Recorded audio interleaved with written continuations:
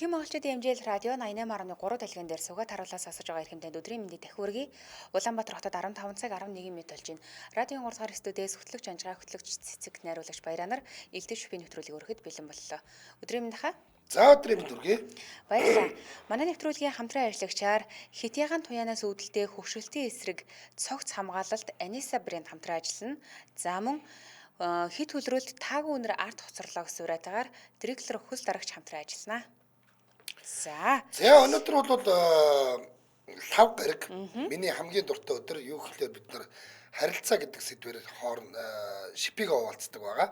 За өнөөдрийн сэдв бол хүүхдээ зэмэлдэг хэрхэн зэмэлдэг вэ гэсэн сэдвээр хүүхдээ хэрхэн зэмэлдэг вэ? За тийм. Ер нь бол хүүхдээ нэг айтайхан зэмэлчээ зэмэлсэн ч гэсэндээ айтайхан байя гэдэг энэ үнцгийг байна. Нэг ийм үг байдаг байхгүй юу? За одоо бид нар ингээд 40 50 та хүмүүсийг үнэхээр засч дийлэхгүй юм байна тий дийлэхгүй юм байна. Хэрэг бид нар илүү сайхан дэлхийн ертөнцид амьдрыг гэвэл тий одоо энэ өсөж төрж байгаа хүүхдүүдэд нэг эвтэйхэн хүмүүс болгочвол тэд нар маань тий ингээд гоё ертөнцид гоё амьдрах юм а гэдэг. Тэгэхээр бид нар нэг өөрсдөө л харилцаанаас харилцаа үүсгдэг харилцаа бидний өөрсдийн харилцаа маань нөгөө хүүхдүүдэд тол болоо бууж идэг. Тэд нар маань биднийг л дуурайгаад тий яг хэрхэн харилцсан яг хэрхэн түүнийг хайрлаж өсгсөн гэдгээс болоод янз янзын хүмүүс болоод идэг. За тэгэхээр манайхан хүүхд чинь ямар нэг зүйлийг буруу хийсэн тохиолдолд хэрхэн хүлээж авч байна вэ? Тий. Дүрк гэж ууралж гин үү? Хүүхэдчүүдээ гэж бодож гин үү? Тэ? Нэг бол за энд ямар ч байсан нэг шийдэл оноох ёстой шүү гэж боддгоо тэ. За ер нь ямар ч байсан гэсэн түүнд зайлшгүй зэмлэл хүртэх ёстой боллоо гэхэд хэрхэн түүний хийсэн үйлдэл гарсан үр дүнд тааламжгүй дургу те ундууцалтай байгаагаа ойлгуулахын түүний энэ тохиолдолд бол түүний буруу байсан гэдгийг нь яаж ойлгуулж байна вэ? Энэ тухайга шипигээ хуваалцсанаа. Одоо бид нар бүгдээрээ за одоо эцэг эхчүүдтэй хүүхдтэй ялангуяа 10 жилийн сурагч хүүхдтэй хүмүүс л орж ирсэн дээр шүү дээ. Одоо 40-тэй 50-тай хүүхдтэй 30-тай манай хүүхд 25-тай гэхлээр чинь нэг олшгүй болоо явчихна тий. Тэгэхээр яг 10 жилийн буюу тий 18-аас доош насны хүүхдтэй хүмүүс л холбогдохыг бодоё. Ялангуяа өсвөр насны хүүхдтэй. Тий. Хүүхдийнхаа бурууг засахын тулд таны хийсэн хамгийн бүтээлч үйлдэл чинь юу байв? Одоо жишээл за би тэр нөхөртэй ингээд ярилцахын тулд хамт ууланд алгасан юм аа ч гэдэг юм уу тий.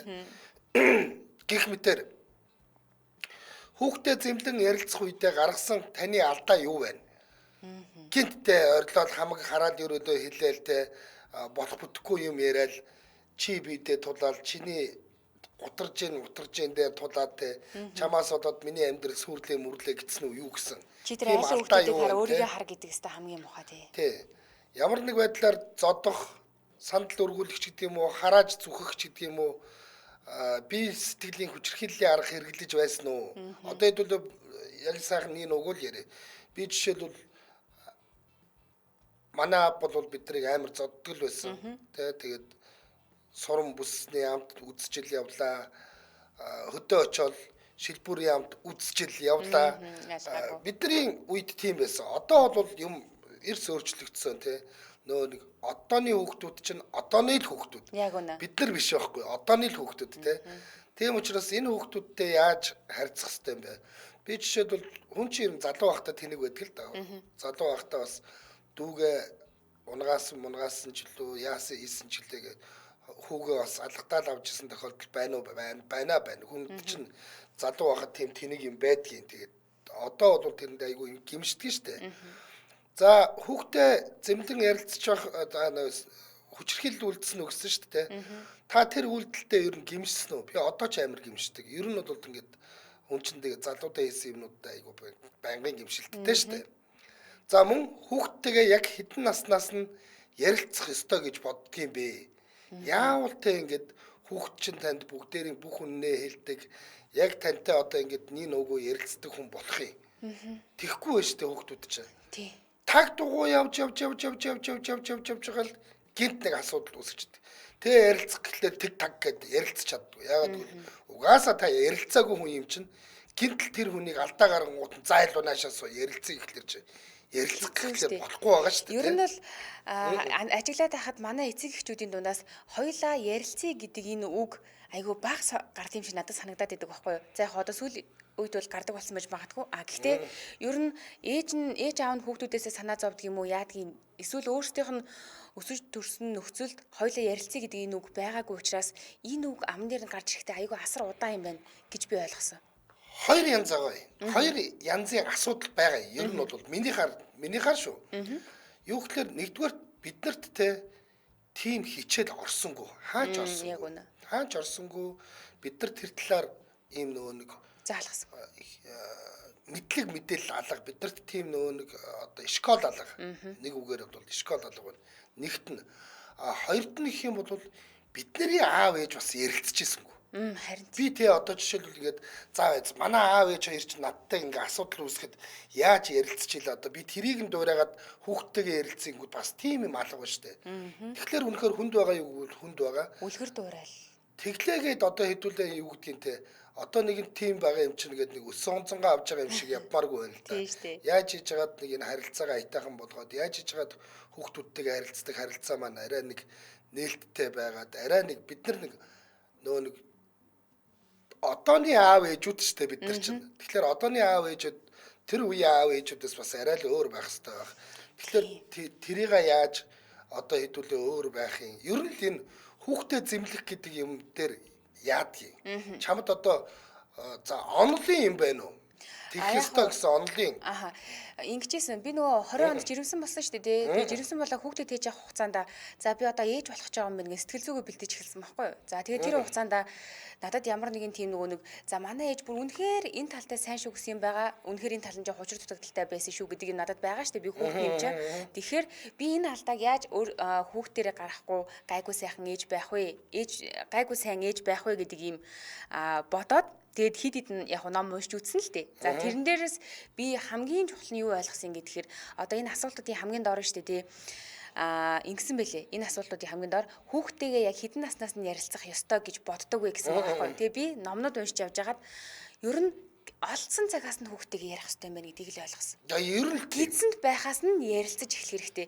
Энэ нь хүүхд чинь таныг ингээд нэг юм сонсоод тэндээс юм ойлгоод ингээд авах тийм оюуны чадамжгүй ч гэсэндээ та өөрөө өөрийгөө ярилцахад бэлдэж идэм шүү. Та ээжийн хувьд хүүхдтэйгээ ярилцахад сэтгэлгээний хувьд бэлэн болж байгаа. Аав жирэмсэн байгаа их нэрийнхаа гидсэнд байгаа тэр хүүхдтэйгээ ярилцж байхдаа өөрийгөө аав байхад бэлдэж идэм шүү. Энийг л би номноос аягуулсан ойлгосон. Энэ асуултанд бол хүүхдийнхээ буруудсахын тулд таны хийсэн хамгийн бүтээлч үйлдэл юу байв? Хамт гитсэн байгаа. За энийг би жишээлбэл бас л ингээд хүүхд мөхтийн байгууллагад ажилладаг бас гайгүй л одоо хүүхдээ ойлгох гэж хичээдэг л аав байлаа шүү дээ. Тэгтэл би зөндөө алдаатай л да. Би жишээлбэл ингэж хэлсэн нэг хэсэг манай хүү чинь нэг яг PC-ний эд үед манай хүүхэд яг нэг 6 7 дугаар англи байж таарахгүй 5 6 дугаар анги ч үлээ. Тэгэл өөрөө тоглохгүй ч гэсэн ингээд алга болчдөг. Би тэгэл тэр авийн хэдэн PC-нүүд дээр гүйсээр хагаад нөгөөдгий чи олно. Мөнгө байхгүй хүүхдийн PC-г ингээ хараа зогсож идэг. Тоглож байгаа хүүхд хараа зогсож идэг. Нэг бол суудсан тоглож идэг. Тэгэл аваад явна л да. Тэгээд яах вэ гэл тэгэл загнаж магнаалтай ингээл одоо чамаа гэрээ хорионд орууллаа гэд нэмэргүй штэ тэр чи. Ямар ч тэр нэг чихэр нь ороод нөгөө чихэр нь гарч байгаа юм чи. Тэгээд найзуудтай нь компьютероор холбогдгээд гэртэн ууг нь компьютерд авч өгөнгүүт тэгээд тэнцээ тоглодгүй юм бэлээ. Гэртээ ганцаараа тоглодгүй юм бэл. Яг тэнд ингээд ороод нөгөөдөлтөйгээ хараад ерөөлөө хэлээл ингэхлээрээ л нэг тоглосон болдог. Тэгээ болоогүй. Тэнгүүт нь за ер нь би ганцаарангийн ингээд нэмэргүй юм байна. Найзуудтай цуг ингээд нэг айтайхан хүн бодохын төлөө хичээгээд би нэг 4 жилөө найзтай байсан. Тэгэл тэр тавыг хагасаа бүтсэн суулгаад машиндаа суулгаад авч яваад салхинд гаргаад хөл бөмбөгийн бөмбөг голдон тавиал наана тоглол гээл бүр хөдөө аваачаал тэгэл үзтгэл байсан. Нэг ч актер үр дүнд хөрснөг үл тийм актер хүрээгүй. Гэхдээ би айгүй хүндлэлтэй болж чадсан. Бид нар намайг хүндэлдэг болсон те. Нөгөө нэг тэр ингээд PC-ийнх нь асуудлыг зохицуулж чадаагүй. Бид нар тэгэл тоглох үедээ тэгэл тоглохоос аргагүй байсан юм шиг байна. Тэгээд тиймэрхүү юм хийжсэн. Тэгэхээр тэр нөгөө нэг таны хүүхдийнхээ буруудсахын тулд хийсэн бүтээлч үйлдэл гэдэг маань энэ битийг л хилээд байгаа шүү. Яг үнэ. Ийм ямар үйлдэл гаргаж ирсэн бэ гэж. Хийж ива танд тийм одоо нэг ингээд аав хүний хувьд ээж хүний хувьд те нэр ингээд нэг үзье гээд нэг ингээд хичээж исэн юм чинь юу байсан бэ л гэх гээд байгаа юм. Тий. За, Улаанбаатар хотод 15 цаг 21 минут битээр нэвтрүүлгийн хамтран ажиллагчаа танилцуулчаа. Тэгээ эфирийн хугацаа нийлээ. Манайхан холбогдож орж ирээд яг энэ сэдвийнхаа хүрээнд ярина. Нэвтрүүлгийн хамтран ажиллагчаар Хитягаан туяанаас үүдэлтэй хөгшилтийн эсрэг цогц хамгаалалт Аниса брэнд хамтран ажиллаж байна. За, Shiseido гэж групп байгаа. За, энэ бол бүр 100 гаруй жилийн түүхтэй энэ мундаг групп л те. За, энэ группийн мөн 100 гаруй жилийн Хитягаан туяаны судалгаанд үндэслэн зөвхөн нарны тосоор дагнсан Аниса гэж брендийг танилцуулах гэж байна. Анх 1992 онд Японд үүсгэн байгуулагдсан цагаас өнөөдрийг хүртэл судалгаа шинжилгээ болон технологийн дэвшилт тасралтгүй суурилж өдгөө дэлхийд дахны Азийн номер 1 нарны тос гэх тодорхойлолтыг хүртээд байгаа Аниса брэнд. За энэ Аниса брендийн нарны тусыг би хэрэгэлдэг. За яагаад хэрэглэдгийг гэхээр энэ ингэдэг. Дотор янз бүрийн төрөлтэй, янз бүрийн савлгаатай байна л та. Гэхдээ би шатаг төрлөний хэрэгэлдэг. Сонгож хэрэглэж байгаа шалтгаан нь юм. Нарны тос айгүй зурвалтанд хайдаг. Айгүй юм зузаан бүтцтэй. Тэгэнгүүт ингээд дүрхээр нэг юм нүүрэн дээр нэг юм зузаан юм байгаад байгаа юм мэдрэгдэнэ. Давхруу тогтож байгаа нь. Тий. Тэгэнгүүт энэ Аниса нарны тосны хувьд болохоор маш гоё хөнгөн бүтцтэй. Одоо өөрөөр хэлбэл баг усан суурьтай гэж хэлж болж байгаа байхгүй. Тэгэнгүүт ингээд маш гоё хөнгөн мэдрэмжийг төрүүлнэ нэгдүгээрт. Хоёрдугаарт нарны тосоо дүрхээд араас нь ингээд будгаж байгаа тохиолдолд хитрхи ингээд зузаан нарны тос байгаад тахаар будаг ингээд айгүй шамбаарлаад муухайдаг байхгүй. За тэгвэл Аниса чи яг юм усан суурьтай гэдэг утгаараа маш гоё зөөлөн тэгээд будахад их тохиромжтой. Будалтны суурьнд маш гоё тохирдог. Ийм учраас сонгож хэрэгэлдэг. Зөвхөн нарнаас хамгаалахаас гадна арьс арчилгааны орц найрлагатай байдаг юм байна. Тийм учраас хялгсан үрчлээг бууруулдаг, арьсыг чангалдаг, мөн нүүр будалтын суурж болгоод өгчж болдог гэж шүү. Яг үнэ. Тийм тэгэхээр манай Монгол орн чинь эрсдэс цагууртай тийм ээ. Яг энд тохирсон нар, салхи болон шороо тоосны хамгаалалт маш өндөртэй, удаан барилттайгаас гадна маш хөнгөн бүтцтэй арьсыг чийгшүүлдэг гэж түрээсэн тийм ээ. Тэгээд Shiseido брэнд гэхээр одоо хүн болго ер нь бол амдахгүй тэгээд технологи нь маш сайн гэдгийг мэдж байгаа нь бол Япон чанар. За зүгээр сонирхуулж хэлэхэд бол энэ Аниса гэдэг үг нь бол Японы Неса гэдэг үгнээс гаралтай юм байна. За энэ Неса гэдэг үгийг Монгол руу шууд ингээд утгачлаад орчуулах юм бол халуун өсс утгатай гинэ. Тэгэхээр энэ чинь дарны тоснд хажин гоё таарсан тийм юу байгаа юм байна л да. Тийм ээ. Тэгээ манайхны нэг нэмэлтээр би хэлмээр санагддаг зүйл юу юм гэхээр нарны тосыг зөвхөн нүүрэндээ түрхэл болчдөг. Хүзүүндээ давхар сайн түрхэж байгаарэ. Наран дийл гардаг гарныхаа хэсэг түрхэж байгаарэ. Энд чинь нарныг Хитягаан туяанаас хамгаална гэж байгаа тийм ээ. Мэдээж энэ Хитягаан туяанаас хамгаалж байгаа учраас хөгшрөлтийн эсрэг цогц ийм хамгаалтыг бүрдүүлж өгдөгөө гэсэн үг. За илүү дэлгэрэнгүй мэдээллийг 72 тэгтэг 88 гэсэн дугаараас авна. 72 тэгтэг 88 мөн Anissa Mongolia гэсэн Facebook руу хандаад илүү дэлгэрэнгүй мэдээллийг авах боломжтой. Илүүч би нэвтрүүлэхдээ Хитягаан туяаны үйлдэлтэй хөгшрөлтийн эсрэг цогц хамгаалалт Anisса брэнд хамтран ажиллаа. Баярлалаа. За одоо өнөөдөр хэдүүлээ хүүхдээ хэрхэн зэмлэж байна вэ? Яаж аятайхан хүүхдтэйгээ харьцаж байна гэдэг талаараа ярилцсанаа. За тэгэлгүй яг уу. За манай сонсогч комент хийсэн байна. За холбогдох хүмүүс маань болж өгвөл товч тодорхой ярихыг хүсье. Бити зураад агараа, нуршаад агараа, бити залхаагаараа гуйж гинэ гэсэн байна. За. Тийм. Ер нь бол ийм үйлдэл хийсэн, ингэж арга хэмжээ авсан, ингэж болд юм билээ, ингэж болдгүй юм билээ доочин тий. За ихний сонсогч 9938 өдрийн мэнд. За өдрийн мэнд ээ. Өдрийн мэнд. За анх удаага олгогдож үзэж байна. За гоё сэдвээр чухал сэдвээр холбогдлоо штэ. Маш сайхан сэдв байна. За энэ машины маань юу доо яагаад багсдаг юм бэ ч гэдэг. Тий одоо багсчих шиг үн тий. Багсчих шиг боллоо. Та хэдэн настай хүүхдтэй юм? Би болохоор одоо байгаа. 5 хүүхдийн аав байгаа юм би. За хэдээс хэдэн насны хүүхдүүд байна? Хамгийн том нь одоо 17 настай, хамгийн бага нь 4 настай. За яста насны бүлгийнхэн байгаа юм байна штэ. За ер нь хүүхдүүд чинь ингээд ямар нэгэн алдаа эмдэгдэл гаргана штэ хүүхдэл юм чинь. Тэр үед нь ер нь хэрхэн зэмлэж гин вэ? За одоо ер нь би одоо өөрөө болохоор нэг багш хүний хүүхэд байхгүй юу? Аав ээж хоёр өмнө багш. За. Одоо тэгээд анзаараад тахт энэ биднүүсийн үеийн одоо 80-аад оны залуучууд ерөнхийдөө их хүмүүжил сайтай санагддаг. Гэтэл одоо Энэ сүүлийн үед одоо бас нэг хүмүүсийн тал дээр бас нэг анзаараад багт нэр арай хэцхийн нэг хүүхдийг өмөрөөд ах шиг л. За. санагдаад. Одоо хоёул сэдвийнхаа хүрээнд л ярина. Тийм. Тийм танаа хүүхэд ямарваа нэгэн асуудал гаргаад танд одоо энэ хүүхдэд ямарваа нэгэн зэмлэл хүртээх ёстой гэсэн үе тохиолдоход та яадаг юм бэ л гэж байгаа шүү дээ. Сэдвчин бол. За би бол одоо ерөнхийдөө нэг өөрөө бол айхтар зүйл юм. Манай хүн бол жоохон ширүүн. За. Тэгтээ бид хоёр бол тэгж хүүхдийг нөгөө нэг айхтар зодож нүдэд өгч гэсэн заримдаа одоо бас нэг сурам бүс барих юм байна. Түүнээс одоо гар хөлөөрөө одоо хүмүүс чинь нүдэд байгаа юм бол бас жоохон тааламжгүй. Сурам бүсээр хөөрхөн тааруулаад зөөлхөө ороолгоод ингэж болохгүй тэгж болохгүй гэдэг. За. Тэгж барих юм бол одоо заавал байх хэрэгтэй гэж бодож байна. За. Хүүхдтэйгээ ер нь хэр их ярилцдаг хүн бэ та? Тэгээд дараа нь болохоор айгүй хөөрхөн за миний хүү одоо уучлаарай. Миний хүүхдүүд уучлаарай. Ингэж болдгүй юм шүү. Үнэхээр болохгүй сурам бүстэй шүү дээ. Юм л сурам бүс бариад аваад байна гэж юусоо байхгүй. Миний хүүхдүүд тэгэхээр нэгэн шийтгэгдвэл бусд нь ч бас давхар шийтгэл амсдаг байх нь тийм үү?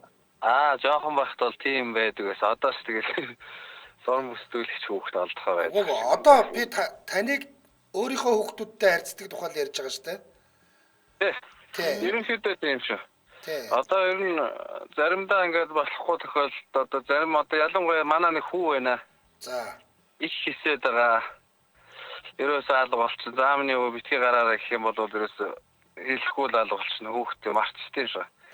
Тэгээд хийд өнгөрөөж байгаа бол хаяа нэг хоёлоо толддог нэг ажил байна. Тэр хүүхдтэй та жишээлбэл ярилцах гэж оролцсон тохиолдол байна уу? Буруу хийгээгүй байх үед нь. Өөрөөсөө байнга л хөөрхөн ярилцсан. Байнга одоо миний тэр чинь одоо хаяа нэг тийм болоо тохиолдол болохос байнга ярилцсан шүү дээ. За ерөнхийдөө бол би нэг юм хэлээ.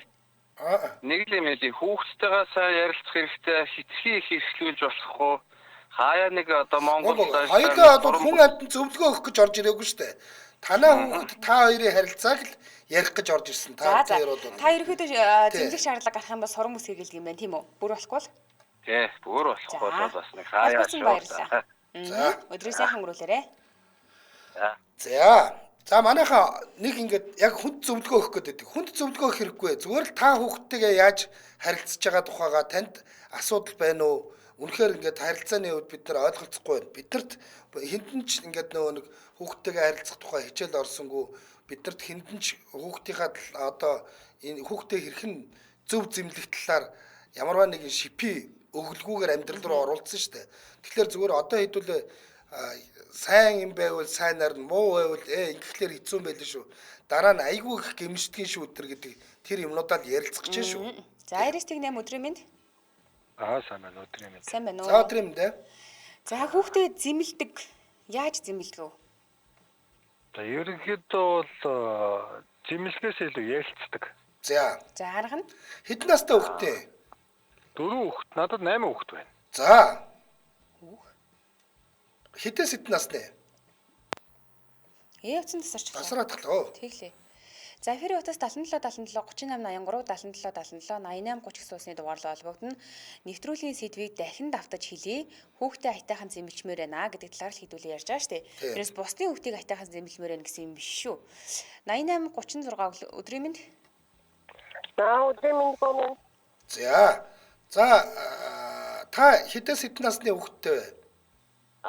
Манайх 2 хүүхэдтэй. Том маань одоо энэ жил оюутан болж байгаа. Бага маань болохоор одоо 5 дугаар анги. За хүүхдэл юм чинь хүүхд янз янзын болохгүй юм хийнэ.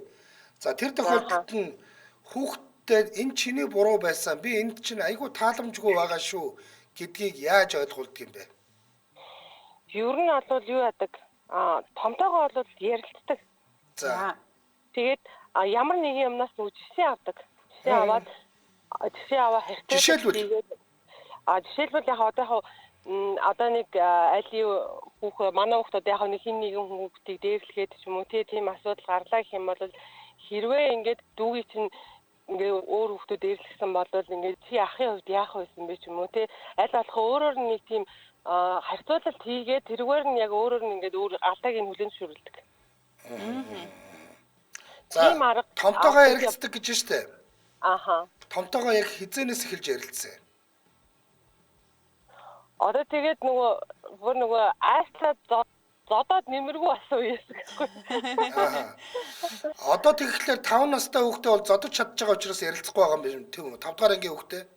Окей, 5 дахь ангийн хүүхд бол яг тэр чинь нөгөө юу яаж байгаа штэ. Харьцангуй нөгөө нэг нүдэн дээр нь нөгөө нэг би ингэж ярилцаад байгаа учраас нөгөө хүүхд чинь хараад ингэдэм байх тэгдэм байх гээд одоо нөгөө жоохон гэж бодоод байгаа боловч дотроо бас өөрөө бас хин нэгэнтэй өөрийнхөө хийж байгаа үйлдэлийг харьцуулалт хийгээд өөр дээр бас дүгнэлт хийгээд тэгээд хахаар нөгөө харьцангуй нөгөө алдаанд бас гаргалт нь хүртэл айгүй багасдаг. Ер нь бол за агаа ингэж байгаа, нэ ингэж байгаа юм чинь ийм юм байна. Би бас ингэх юм байна ч юм уу тий.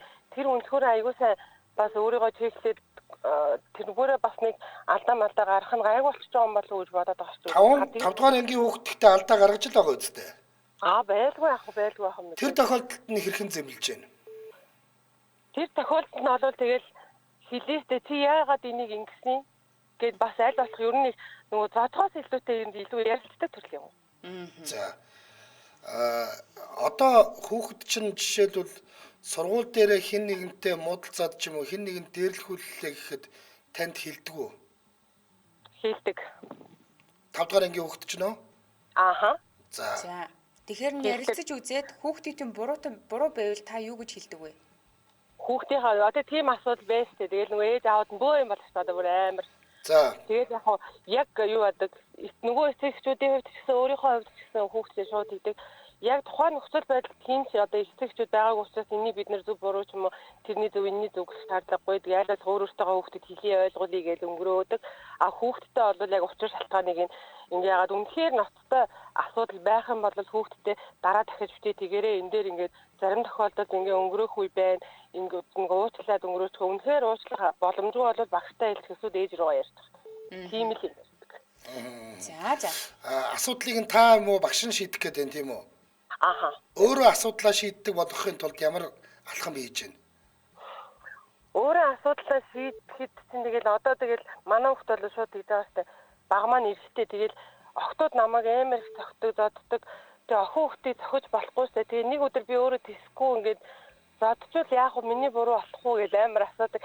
Тэгэхээр чинь энэ төр хариулт аяг өгсөн штэ одоо. Яг тийм юм гээд хэлж болохгүй, охтуудын зөвч гэж хэлж болохгүй, миний хүүгийн бурууч гэж болохгүй. Тэгээд за тийм юм гарахгүй байхаа гэж ер нь жоохон зайлсхийл өнгөрөөж байна.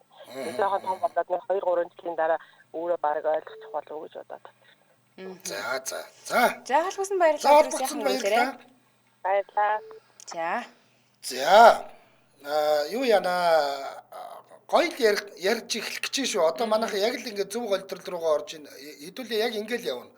Та хүүхдтэйгээ яаж харьцдаг юм? Яг үнэ. Тийм. Зэмлэх шаардлагатай бол яг юу гэж хэлдэг? Ямар үг ашигладгийг гэдэг чинь чухал байна. За 88 10 өдрийн мэнд. Өдрийн мэнд сайн байна уу? Сайн байна уу? Сайн байна уу? За хэд хэдэн насны хүүхдүүдтэй вэ?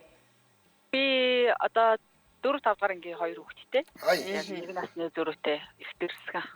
Хоёул эрэгтэй юу? 2 охин юм уу? Тий 2 охин. Охтууд бол одоо 4-5 дугаар анги гэдэг чинь бол жинхэнэ шилжилтийн нас нь эхэлсэн байдаг үе шүү дээ, тийм Тий ээ? 10-11 настай. Тий, шилжилтийн нас нь эхэлсэн байдаг. Яг нэг ингээд нэг маяглал том хүн шиг загнах гал ингээд эхэлж байгаа үе шүү дээ. Одоо яг тэр хэвлэг орж. Тий, яг тэр хэвлэг л орж байгаа. Сонирхол нь хүртэл эрс өөрчлөгдөөд үзэж байгаа юмнууд нь өөрчлөгдөөд ярьж байгаа ягаан мөнгө чи тоохоо болж мөлөд эхэлж байгаа үстэй. Тий. За тэгэхээр сая хамгийн сүүлд нэг пүүз авах чинь ягаан өнгийг авсан чинь уурлаад. Тийм шүү дээ. Цагаан ихт нь ягааныг авсан чинь цагаан байгаагүй мө гээл. Сонирхол нь хүртэл өөрчлөгдөд. За охтууд яаж пакталдгүү? Ер нь асуудал гаргаж ийн үү? Сургууль дээрээч тэр гэр орондооч тэр зөндөл адилхан л байдаг бах тий. Би угаасаа бүр бага байхаас нь яг нэг зарчимтай байсан. 2 хүүхэдтэй бүр багаас нь хэлжсэн. Ээжтэй худлаа ярьж болохгүй. Тэгээд яг нэг мерсер нэг жижиг сажиг нөгөө одоо би тэгээгүй, би ингээгүй, би аяг хаглаагүй ч гэдэг юм нэг тийм жижиг сажиг тохиолдлуудаар худлаа ярина. Тэр үед нь бол нэг суран бусаар бол далаалгаж айлгана. За. Гэхдээ яг бас хүрч чаддгүй маа. Хаана зогсох юм бэ гэж бодлоо. Танд нэг айгүй тийм давуу тал байна л да. Хүүхдүүдэд те ингээд өөртөө битгий хотлоо яриараа гэж буюу те ямар асуудал гарвал өөртөө чинь хэлээрэй гэдгийг ингээд уг нь ойлгуулсан юм байна штэ. Бүр баг нь угаасаа багаас нь тийм сэтгэхүй суулгасан байхгүй юу? Одоо нөгөө яг асуудлаа танд ярьж байгаа эсхийн та яаж мэдж байгаа юм? Ер нь бол итгэж байгаа. Би одоо яг цэвэр итгэлийн үндсэн дээр үнс би одоо сургууль дээр нь ч юм уу ангид нь босон процессыг хүүхдийнхээ үгэнд л итгэхээс биш ямар өөрөө нүдээр хараагүй болохоор сайн мэдэхгүй. Та тэгээд ингээд нөгөө нэг өөрт чинь үнэнээ хэлэхлээр нь та одоо юу гэдгийг ямар нэгэн буруу асуудал гаргацсан байгаад үнэнээ хэлэнгүүт нь та суран бус барьж штэ. Үгүй. Үгүй юу? Үнэнээ хэлсэн тохиолдолд би ерөөсөө тэгдэггүй. Би багныг нь яаж мэдж байгаа юм? Итгэлийн үнэмшлэр юм байна да тий. Одоо яг өөрийнхөө хувь хүний итгэлээр одоо миний хүүхд надад ингээд ээж би ингэсэн тэгсэн ингээд үнэнээ хэлэхэд нь бол би болохгүй шүү дээ. Минь хөө яаж байгаа юм бэ чи гээл тухайн үед бол зэмлэхтэй зэмлээл учрлагтаа учрлах. Яг тухайн одоо ямар учир шалтгаанаас нь хамаарна л да. Багтны яг тэгэж нэг юм 2 3 удаа нэг тийм юу гин чанга шиг нөгөө гарн дээр нь одоо нөгөө гарынхаа алган дээр ар дээр нь алгадаж яг тэгж айлгаж ирсэн нөгөө хоёулаа би тэгээгүү гэд худлаа хэлээд болтгоо. Тэгээ ээжтэй ингээ худлаа хэлээгээд нэг юм баг багаас нь худлаа хэлэх үл зодно гэдэг тийм ойлголт суулгацсан. Үнэн хэлээ загнуулах уу, худлаа хэлээ зодуулах уу? Та хоёр өөрсдөө сонгоорой гэл. Одоо бас нөгөө үгээрээ л зодж байна да. Гараараа ч хайрсан. За хоёр хүүхдийн дэрсгэн гэлээ. Хоёулаа нийлээд худлаа ярьжсэн тохиолдол танд байна уу? Байна л да. Төрөүний тохиолдол байна штэ. Одоо тэр чинь одоо гэртэл нэг тийм баригдах юм байна уу? Гадуур яг тэр босуугүйг нь би баталж мэдэхгүй болохоор одоо нөгөө нэг насны зөрөөтэй байж идэх мэдэх гэж нөгөө жоохондоо 1 2 дугаар ангидаа ч юм уу тиймэрхүү юм байсан. Тэгэл нөгөө ханиа томоо үрсээ үед нь чихрийн жоохон хоргилж барьчихаар гараа явцаагаар өдөрт нөгөө нэг ковид үед ялангуяа их төгсөгдсөн юм аа хоёулах. Тэгээ штэ. Тий, яг тэр үед чинь яг 1 дугаар анги 2 дугаар анги хүүхдүүдсэн. Тэгээд ажиллаа хийх зайлшгүй шаардлагатай учраас гэрт нь яалчгүй цайжлаад явдаг байсан. Тэгээд нэг насны зөрөөтэй эгчтүү хоёр охин үгсэн хөвөлдөхгүй юм бол тийм ойрхон төрөөдөж яддаг ер нь. Ер нь одоо тэгээд ер нь сэтгэхгүй тийм одоо сургууль дээр болж байгаа процессоо бүр орой ирээл хоёлаа ингээд ам уралдаж ярьдаг байхгүй. Өнөөдөр манай ангийн хүүхд тэгээд ингээд надад тэгж хэлсэн би ингэсэн тэгсэн гэж. Тэгээ манай багш хүртэл ингэсэн тэгсэн гэж бүх юм ярьдаг. Бүр ингээд бүр алхам тутам процесс тутмаар нь ярьдаг. Тэгээд хоёулангийн айл болох нөгөө үл авшаахгүй үл авшаагаа тэгвэл надад ярихаа болчих юм шиг санагдаад айл болох сонсдог. Яг ингээд харж байгаад сонсох. Би өөрөө нөгөө багш болохоор яг хүүхдүүдийг айл болох ингээд юм нүрээ харж нүдрүү нь харж сонсох тийм их баримтлагыг хичээдэг. Та хоёр хүүхдийнхээ бурууг засахын тулд ямарваа нэгэн бүтээлч үйлдэл хийж байв уу? Одоо бүтээлч үйлдэл гэхээр ер нь бол яг ийм буруу юмнууд дээр би дандаа нөгөө кино контентыг хамт үздэг байхгүй юу? Тэгээд нөгөө хүүхдийн кино байсан ч одоо үзэж байгаа юмнуудыг хамт үзээд өөрсдөр нь яг ингээ яриулдаг. Одоо ингээ одоо имигнэлт кино байсан ч одоо таяр эндээс юу ойлгож байна? Таяр юу гэж бодож байна? Таяр хэрвээ энэний оронд байсан бол яах байсан бэ гэдэг. Яг ингээ өөрсдийнхээ юм дотоод сэтгэлийнхээ юмыг ингэж гаргаж яриулдаг. Наадах чинь л яриад байгаа юм да. Бүтээлч үйлдэл гэдэг чинь наадах чинь мөн л дөө ер нь бол. Мөнөөсөө мөн тий. Тий, ер нь бол тэгтээ хамтдаа контент үздэг, кино үздэг. Яг гэр бүлээрээ. За баярлалаа. За баярлалаа. Өнөөдрийн сайхан гэлээрээ. Дэлгэрэнгүү элен далангуу нээлттэй ярилцсан чинь маш их баярлалаа. За баярлалаа. Та өдрийг сайхан өнгөрүүлээрэй. Ажлаа. Баярлалаа. За ингэж ярьж үйл их сайхан байна шүү тийм ээ. Тийм байна. За нэвтрүүлгийн хамтран ажиллагчаар хэд хөлрөлт таагүй үнээр ард хоцорлоо гэсэн уриатайгаар Дриклер хөлс дарагч хамтран ажиллаж байна. За хэрв танд хэд хөлрөлттэй холбоотой дараах асуудлууд байдаг болбол гарын алга хөлрөх, байнга нойтон байх, суг ба хөлийн уул нойтон байх, хэд хөлрөлттэй, шивэтэй, шиватай, хууматай, хуламастай гэх мэт ийм асуудал байдаг бол та Дриклер хөлс дарагчтай найзлах нь зүйтэй. За яагаад гэдэг шалтгааныг нь хэлье л да. Ер нь хүнд хоёр төрлийн хөлсний булчирхай байдаг юм л дээ. Энгийн хөлсний булчирхай, өргөмц хөлсний булчирхай гэж хоёр ангилж байгаа. За энгийн хөлсний булчирхай нь бол угаасаа хүн болгонд байдаг. Биеэс дулааны гадагшлуулахаар ингээд ойлгомжтой шингийн ялгарна тийм үү. За тэгвэл өргөмц хөлсний булчирхайг яад гэхээр хүнд нэг наснаас эхлээд үүсч бий болдог. Тэгээд 10-аас 13 наснд буюу яг бэлгийн хөгжилтэй зэрэгцээд үйл ажиллагааны идэвхжиж эхэлж идэг ийм хөлсний булчирхай юм байна л да. Тэгээд биеийн тодорхой газруудаар байрлах бөгөөд дааврын зохицуулалт хийж идэг ийм чухал үүрэгтэй байгаа. За тэгээ энэ гарын алга, суг, хөлийн уул, хөхний доогуур, нүдний зохины эргэн тойронд бэлэг эрхтний орчим гэх мэтчил ийм газруудад байрладаг. Тэгээ энэ булчирхаанаас тийм арай өөр найрлагатай өтгөн хүс ялгарна. Тэгээ энэ нь бол нөгөө орчны нямтаа нэгдсэний улмаас л тухайн газраас таагүй үнэр гардаг байх нь шүү дээ. Зөв. За, Дриклер. Яагаад Дриклерыг сонгох ёстой вэ гэвэл энэхүү бүтээгдэхүүн зөвхөн өвөрмөц сүлсний булчирхайд үйлчлэх бөгөөд булчирхайн үйл ажиллагаанд нөлөө үзүүлэхгүй зөвхөн булчирхайн гадуур бүрхүүл үүсгдэг бөгөөд энэ нь гадагш хөлс ялгарх процессыг нь зогсоогоод өгдөг. Олон улсын хит төлөвлөлтийн нийгэмлэгээс өвөрмөц булчирхайн үйл ажиллагааг мэс засал, тарилгын аргаар зогсоохыг дэмждэггүй бөгөөд тодорхой хугацаанд хөнгөн цагааны гидрохлоридын эмчилгээг хийхийг зөвлөдөг байсан. За тэгвэл одоо энээс болоод та зөвхөн Дриклерыг хэрэглэхэд болно. За тэгэлгүй яхаа яаж хэрэглэх юм бэ гэхээр орой унтахынхаа өмнө түрхэх газраа буюу тийм ээ гарын алга, суг, хөлийн уул гэх мэт газраа маш сайн угаагаад бүрэн хацсныхан дараа маш нэгэн түрхэн гэдгийг маш сайн анхаарах хэрэгтэй. Ерөнхийдөө бол ингээд за угаасаа тэр чигээр ингээд юугүй эндээс хөлс ялгаруулахаа болиё гэдэг ингээд зузаан түрхчиж болохгүй. Үгүй манайхан чи ингэдэг штэ.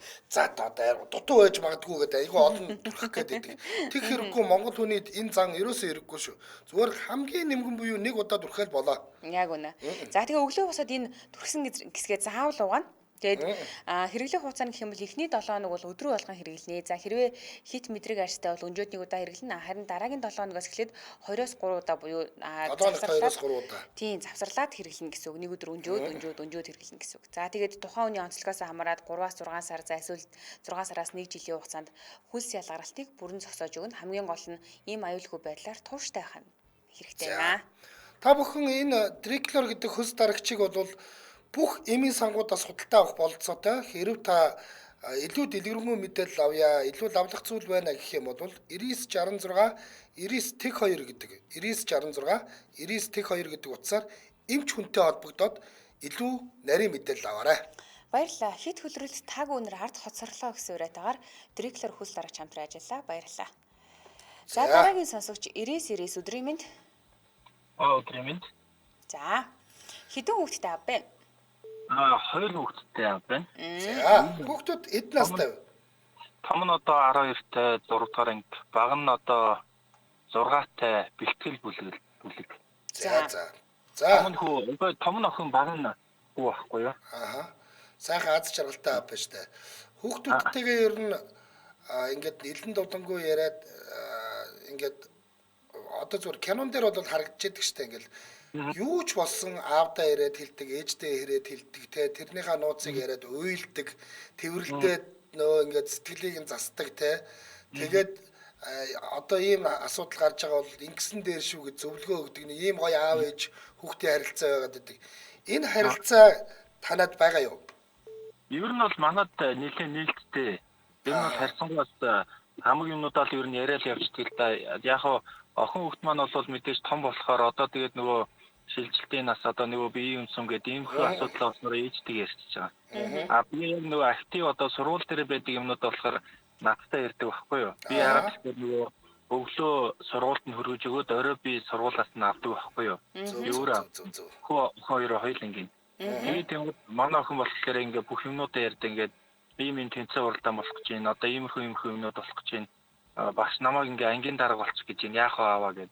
Тэр би яг өөртөө ярилцж байгаа шүү дээ. Яаж юм нөх ангийн дарга гэдэг чинь бол ингээд багшийн одоо баруун гар гэсэн үг. Тэгээд ингээд ер нь л хариуцлага өндөртэй чиний сурлах чинь жоохон хоошоо тавьж магадгүй шүү гэж тэгсэн чинь за би нэг бодоцгий гэл тэгээ бодож өглөө нь босч ирчээд за ер нь юу юм байна буцаад сургууль руу явж явахдаа ер нь би ингээд ангийн дарга болчих юм бол миний өөрийг хариуцлага хичээд ингэчээр миний хичээл ингээд жоохон буурчих юм бол надад жоохон хэрэггүй юм шиг байна. Би энэ удаа болтын билүүд нэр гэх мэт юм иймэрхүү зүйлс аюу хэрэглэдэг л да.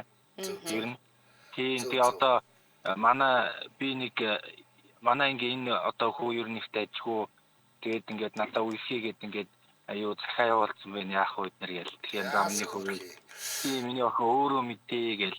Тэгээ гол нь яг намайг багахт бол манай гэрийн ингэ цагийн төгсөн байхгүй. За чи тэр Батыг хартай Бат бол ингээд сурлагтаа сайн хичээл номдаа сайн ингээд жисэн зүрлээд ингээд чи ингэлдээ тэгэлдээ гэдэг. Тэгээд тэрнээс одоо ингээд жоохон драма авсны яасан. Би хүүхдүүд болохоор ерөөсөө за чи инг гэх ерөөсөө тэгдэг байхгүй. тэрийг хар, энийг хар эднэр гэж ерөөсөө юу ахгүй. Зүгээр л ингээл өөр нь байлгаад алдаа хийх юм бол за миний хөө хэлээж миний охин ингээд буруу юм чи ингээл алддаг байхгүй ойлгосноо бол ойлгосон ингээд бүр хит ингээд нэг жоохон хотлоо ярина л одоо нөгөө зээл дуулан тарцсан багч уцаа унтраагаад нөгөө ангийнхаа хүүхдүүд бас нэг жоохон хүүхд байна шүү дээ тий.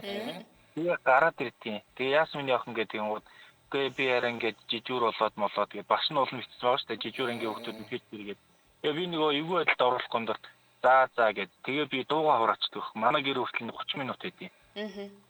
Тэгээд би нэг дуугаа ураагаад нэг юм ярихгүй тэгээд явж ангуу тэгээд өөрөө аанда мэддэг юм шиг байна. За аав дээр нь би буруу ярьсан шиг байна. Тэгээд орой гэр тарчаал аав яасан гэдгсэн чинь би өнөөдөр жижүүр байгаагүй маа зүгээр ангийнхаа хүүхдүүс ингээд тоглолцсон. За яах вэ юм хаа тэгээд болондоо айл аав нэг үсэгээл нэг тухан дээр нь үсэл. Тэгээд ингээд царина гэл. Ер нь тиймэрхүү маягаар яа тийм дөө. Тэгээ гол нь нөгөө яг нэг асуулт байна. Ер нь ямар нэгэн одоо ингээд нөгөө хүүхд чи асуудал гаргах үед гинт одоо та ч юм уу танай гэр бүлийн чи хүн ч юм уу те болон руу харуулаад зогсоогоод ч юм уу сандал өргүүлээд ч юм уу ямар нэгэн байдлаар ингэж шийтгэжсэн тохиолдол бий юу? Ер нь бол тийм нөгөө нэг жоохон наадах бол нэг хүчирхийллийн талын юм болчиход байна шүү дээ тий. Ийм юм ерөөсөө хийж байгаагүй. Ер нь бол яг уу одоо нөгөө нэг ерөөсөө охин хүүхэдтэй бол би ерөөсөө гар хурж үзээгүй. Одоо ээж нь ч хурж үзээгүй. Хүүгийнхэн бол нэг бүхсэн дээр нь яаж байгаа чи гэд нэг ганц нэг алхацсан л ах. Тэрнээс хоёр хүүхэдтэй бол одоогор нэг тийм айхтар хүрээгүй байна. Би нэг дээр нэг уурлаад зүгээр яг уу амар уурлуулсан л да намайг. Тэгэхээр би зүгээр хэрэн дээрээс нь чихэн л өглөө энэ бол нэг болонлоо шийдсэн. Тэгээд таарч яасан төвхтэй ингээд яагаад ингээд тэгж нэг амар нэг тийм өндөр жишээс ууралт гарч босод үед нь бол ерөнхийдөө тэгэл 50 дөө ингээл ер нь ярилцах замаар л шийдээд байдаг л да ер нь бол. Дараа нь хэр их гимшсэн бэ? Тэр нэг чихмэл тоглоом авч шийдчихэд би тэгэл ер нь л жоохон эвгүй болсон шүү. Ер нь тэгэл гараал гадааны ганц хоёр тамхицтай л одоо яадаг бол энэ хоёр хүүхэд одоо яах вэ их бол гэл. Тэгэл нэг 30-аад минут би бас гадаа байсан байж явж байгаа л нэг эргээ орсон чинь хоёулаа телевизэр үзээ суучсан. Тэгэхээр би цаашаа нөгөө хоол мол хийгээл явсан чинь аав гээл дуудана лээ. Тэгэхээр яасан гээл. Тэгэхээр нөгөө аав гээл нөгөө дуутахаараа өнгөн ингээд нэхэн дээш өнгөтэй болчоороо одоо ер нь ингээд тайвширсан ч юм уу те нэг уучлах ууж байгаа юм шиг имшлийн дараах тийм хоолой байдаг байхгүй аав гээл дуудсан тийм. Тийм тэрнээс нь ерөөсөө анзаарч тийм төө. За баярлалаа. Толгосон байлаа. Гэгээлэг санагдлаа. Гоё байлаа шүү. За баярлалаа. За. Энэ аавын хувьд тэгэхээр зэмлэлийн хэлбэр нь зүгээр л дуугаа хураах юм биш үү? Би ингээл чанга туурхлаар ч юм уу ингээл нэрээр нь дуудахлаар манай хүүхдүүд миний царай руу хардаг. Намайг ууртай байна уургүй байдаг гэдгийг царайгаар мань мэддэг юм шиг байна. Тэгээд царай руу харж идэг. Тэгэхээр би одоо ингээд яг тэгээд идэг болохоор би одоо ингээд нөгөө царайгаа аль болох төв төвшин байлгахад их хичээдэг. Ялангуяа эмэгтэй хүүхд ингээл хоо гээл ингээл дуудангуудтай миний царайгаа хараад айвал хэцүү шүү дээ. Тэгэхээр тэгхийн төлөө их хичээж байгаа. Яг го зүгээр эцэг эхчүүдтэй би миний зүгээс өгөх шипи бол те ер нь ингэдэг гинэ ямар ч хүнтэй ярилцсан зэмлэх гэж байгаа бол те эхлээд магтах хэрэгтэй гэсэн. Энэ сэндвичийн арга гэдэг арга л да. Сэндвичийн арга гэдэг арга. Миний хүү одоо сүүлийн үед хичээл дээрээ маш сайн сурж байгаа одоо математикаа хамгийн сайн ойлгосон багш чинь над руу яриад бүр тусгаалan баяр хүргэсэн шүү дээ гэж те. Тэгтээ чи одоо энэ дээр ингээд ингэсэн байна гэд алдааг нь хэлээд тэгээд дараа нь те за одоо ер нь миний хүү одоо бие тамир дээр ингээд ингэчих юм бол хоёулаа 100 одоо нөгөө ярьсан юм аавн шүү дээ гэдэг ч юм уу те ингээд магтаал шүүмжлэлт магтаал гэдэг. Энэ аргыг хэрэгэлдэг. Энийг сэндвичийн арга гэдэг. Тэгэхгүй ингээд шууд авчраал зэмлэлчингуудтай би тэний хүн юм байна гэж бодчихдаг гинэ. Тэгэхээр эхлээд сэтгэл зүгийг нь өргөж жагаад алдааг нь хэлээд тэгээ жоохон унаад ирэнгүүт буцаагаад өргөж дуусгах хэвээр. Тэгээ миний үдгтээ ингээд мундагчтай одоо гүйлтийн тэмцээнд 3 дугаар байранд орсон гэдэг чинь бол одоо сургуульдаас 1000 хүүхдээс 3-т орно гэдэг чинь аав нь бахархаж байгаа ч шүү ч гэдэг. Сэндвичийн арга гэж ийм арга байдаг юм гэсэн. Би бас нэг сүүл нэг ярилцлага сонсч ирсэн нь болохоор хүүхдийн зэмлэгтээ чи гэдэг үгийг маш бага болгоомжтой хэрэглээрэй гэжсэн байхгүй юу? Чи ингээд байна, чи тэгээд байна гэхэлэр ерөөхдөө хүүхд өөрийгөө хороогийн хамгийн болж бүтггүй хүүхд гэж мэдэрдэг гинэ хамгийн хэцүү хүүхд гээд. Тэгэхээр аль болох гаргасан алдаан дээр нь л тулгуурлаж ярина гэхээс биш тэр алдааг хүүхдэд хитрхийг нэлзаах гэдэг тохиолдол байдаг. Тэгэхээр чи гэдэг үгийг маш болгоомжтой ашиглаарай гэж. Тэгэл хэлдэм бил. Одоо бол би ингээд надад бол засахаарга байхгүй. Одоо энэ залуу аав ээж нарт бол засахаар боломж байгаа. Юу гэхээр яг саяны аав шигтэй хар багаас нь л бүх үннээ бүх зүйлээ ингээ ярьдаг л тийм болгохын тулд өөрийг нь ингээ байнга харилж яадаг. Чиний ардалт ингээ бүтэн зоонтогтэй ингээ чиний аюулгүй байдлыг хамгаалаад чиний тэ бүх алдааг чинь ингээ хүмүүсийн өмнөр орж хамгаалахад бэлэн аав ээж чинь байгаа шүү гэдгээл ойлгуулах хэрэгтэй ингээ л дээ. Тэгсэн тохиолдолд бол юу ч болсон те одоо ингээ цагдаа хөөгөө явж исэн чи шууд аав ээж дээрээ гүйж ирэл нуугдах хэрэгтэй гэж штэ юм бол те. За, их гой дугаар байлаа. За. Манай нэвтрүүлэгтээ Хитяган туяанаас үүдэлтэй хөвшөлтийн эсрэг цогц хамгаалалт Аниса брэнд хамтран ажилласан. За мөн хит хөлрөлт таг үнэр арт хоцорлоо гэсэн үрэтэйгээр Триклер хүс дарагч хамтран ажилласан. Баярлалаа. Сонсогчдоо үргэлжлүүлээд 16 цагаас радио мэдээг үлээн амсараа 16 цаг 10 минутаас сонсдог урлагийн нэвтрүүлгээр манай эфир үргэлжлэх болно. Баярлалаа анжгайхаа. За баярлалаа.